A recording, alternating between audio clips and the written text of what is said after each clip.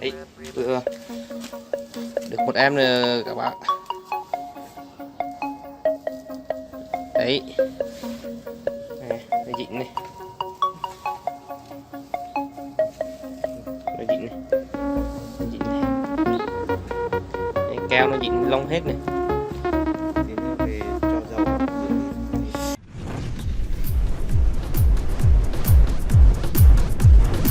Hello, xin chào các bạn nhé. Đây, hai anh em đi đâm chim. Đồ nghề không? Ta lấy đồ nghề giới thiệu cho bạn già xem hả?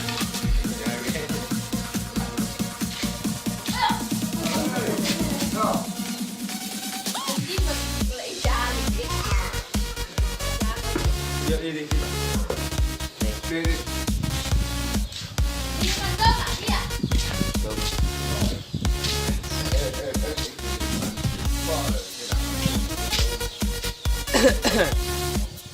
Đây đồ nghề đây các bạn.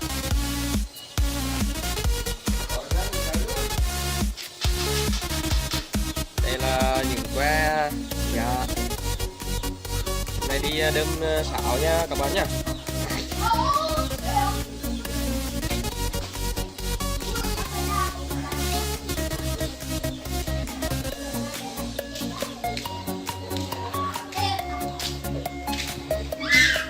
Đây là cái đây. Hải ơi, nhanh lên đi. Rồi cầm đồ nghề. Mặt giá rồi nữa. Chơi mệt.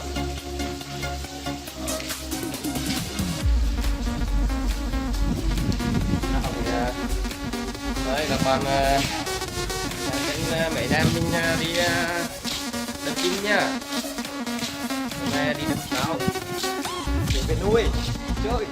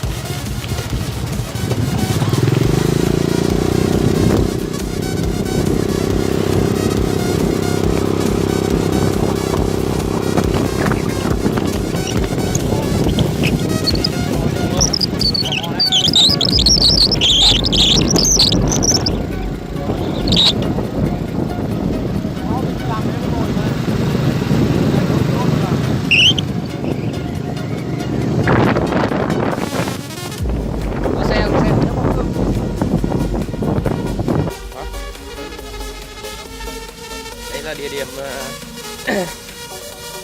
anh em đánh sáo nha các bạn. Để cảm ơn nó nào. Thì cái trưa này hay cắm để đến sẵn đã. Thôi như vậy. Đây là que trang hay là tầm giá đây nha bạn. Có cái gì cô nào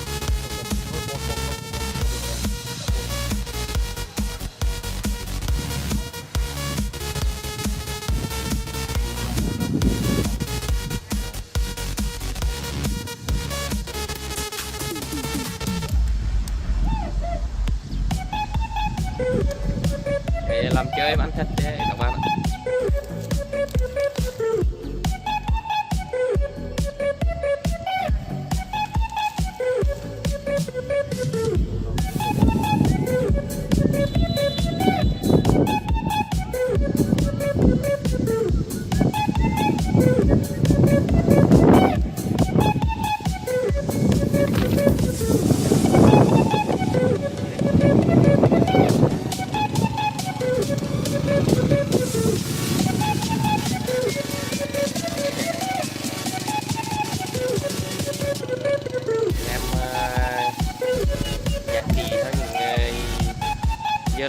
mệt nhọc.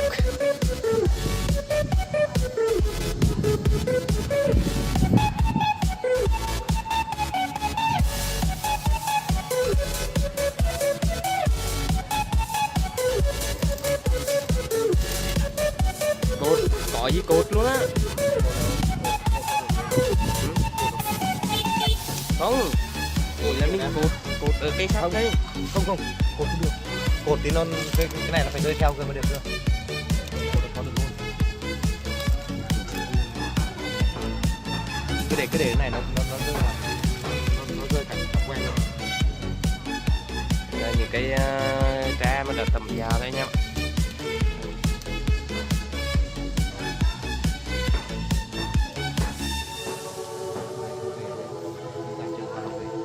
Ồ, chim sẻ.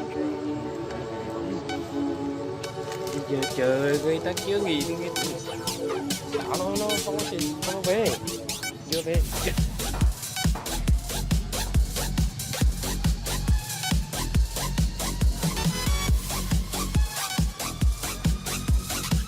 Cầm dây đó.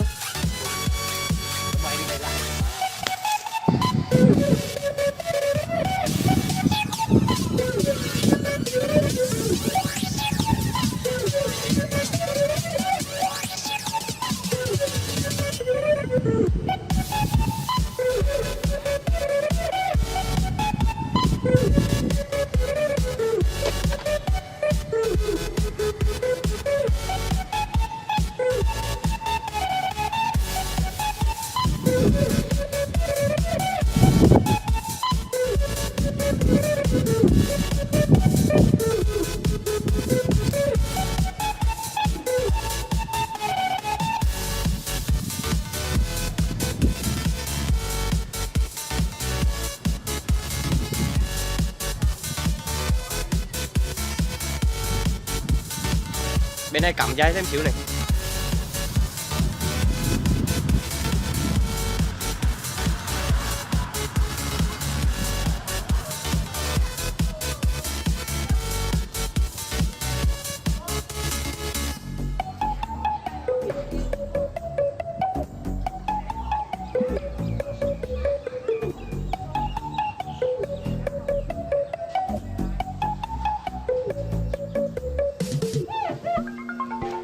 Quay không quay này đúng là trộn ăn đáp rồi. Rồi bạn cứ yên tâm. Đừng có này anh ngài ơi, anh đảo lên tí nữa nữa gì đâu về.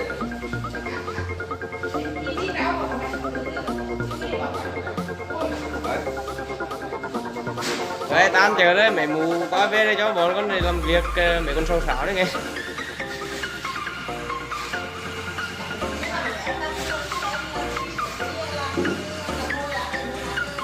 Nguồn này không nguồn rất là người đa đậu quán nó thì có nuôi mấy đứa nuôi. Đây, cắm ngay như mấy cái bao mổ thịt lớn luôn đó các bạn ạ. Người còn dính. Người dính luôn. Cái này đâm ruồi chứ đúng không? Đấy. Đấy. Cái này đâm ruồi chứ. Ruồi dính này.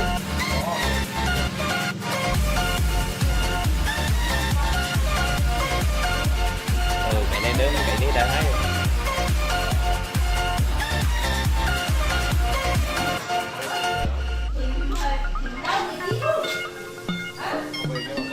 Đừng bị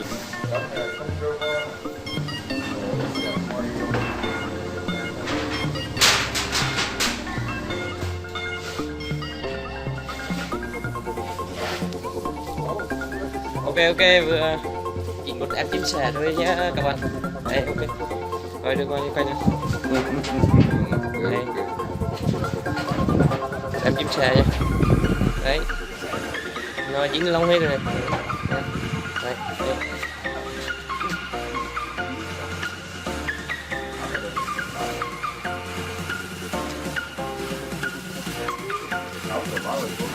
Rồi, ok. Rồi, cho vào bì thôi nhá.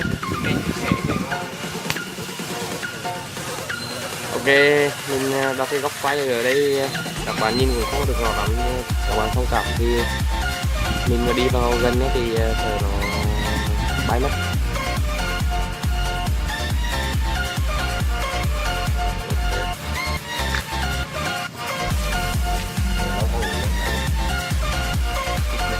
Đấy, một em bên xe.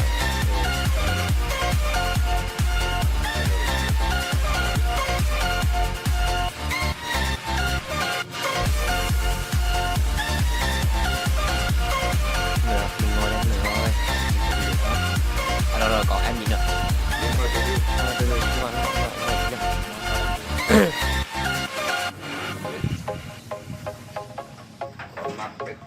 mắt nó khôn lắm. Đây mà kia chưa chưa đâu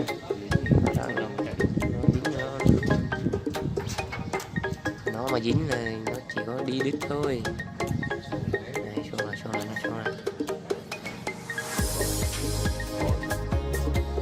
để luôn rồi nha, nó trịnh hết á.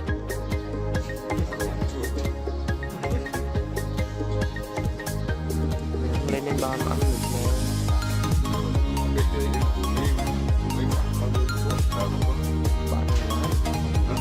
Rất hết rồi.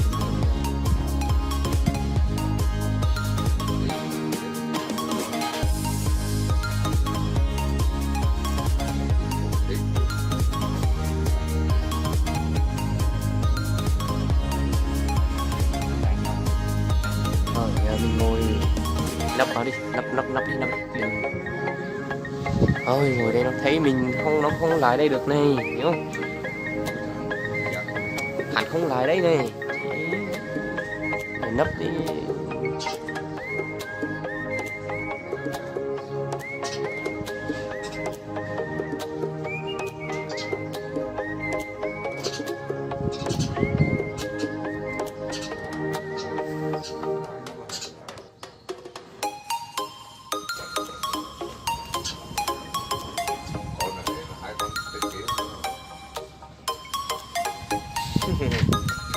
mình thấy nó cứ nhảy sao ạ, đủ mà mình điên nó cùng ấy, tao đã nói có hành bố chỉ nó hành lúi cả cái cân mà cũng thấy được là hành lúi cân dài. mình thấy nó dính thôi, Sao? mình thấy nó dính nó nhảy rồi mình định với mình là đủ mà không thấy con nào ấy. Ta được đâu? Đấy. Hành đợt có đó là bao nhiêu là hành đợt phần đó là có nhiêu được chín rồi uống nữa nữa. Dính đây nha các bạn nhá. Ui trời ơi, một em sáo.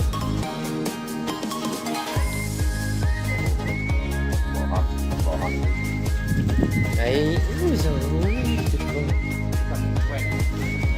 Ừ.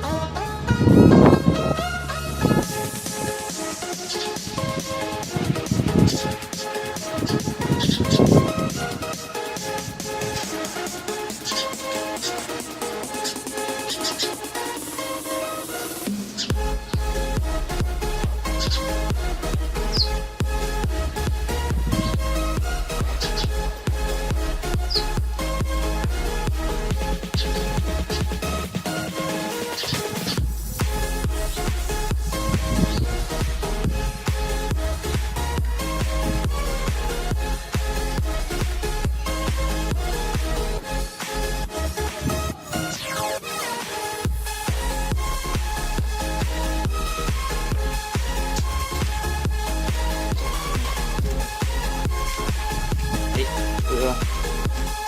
Được một em nữa các bạn. Đấy. Dính này.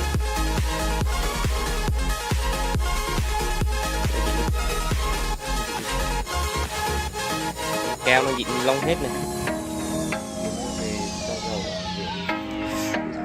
Ôi đau thế.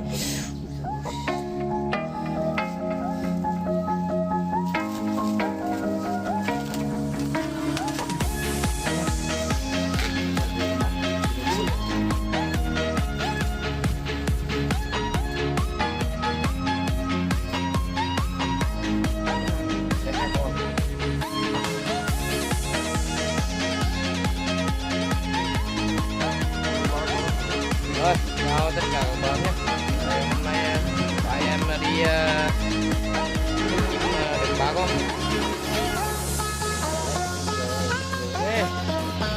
Đây, chào tất cả các bạn nhé. Nhớ like, share, đăng ký kênh ủng hộ cho hai em mình nhá.